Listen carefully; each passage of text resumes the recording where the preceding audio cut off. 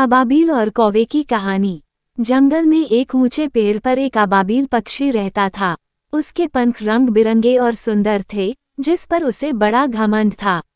वो खुद को दुनिया का सबसे सुंदर पक्षी समझता था। इस कारण हमेशा दूसरों को नीचा दिखाने की कोशिश करता रहता था।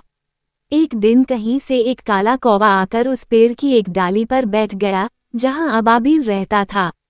अबाबील ने जैसे ही कौवे को देखा तो अपनी नाक भान सिकोड़ते हुए कहने लगा, सुनो, तुम कितने बदसूरत हो, पूरे के पूरे काले। तुम्हारे किसी भी पंख में कोई रंग नहीं है।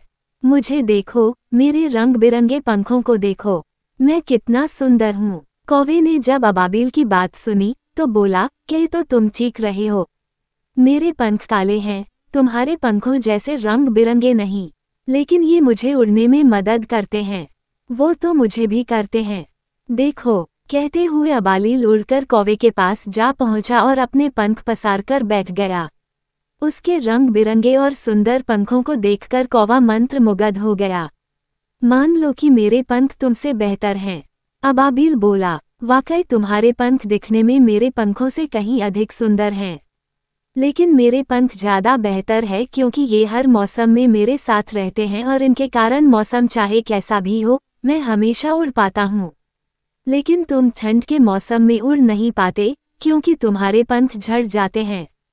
मेरे पंख जैसे भी हैं, वो मेरा साथ कभी नहीं छोड़ते।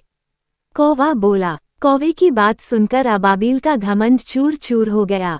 सीख, दोस्ती करें तो सीरत देखकर करें, न कि सूरत देखकर, क्योंकि अच्छी सीरत का दोस्त अच्छे बुरे हर वक्त पर आपके साथ रहेगा और आपका साथ देगा। वहीं मौका परस्त दोस्त अपना मतलब साधकर बुरे वक्त में आपको छोड़कर चला जाएगा।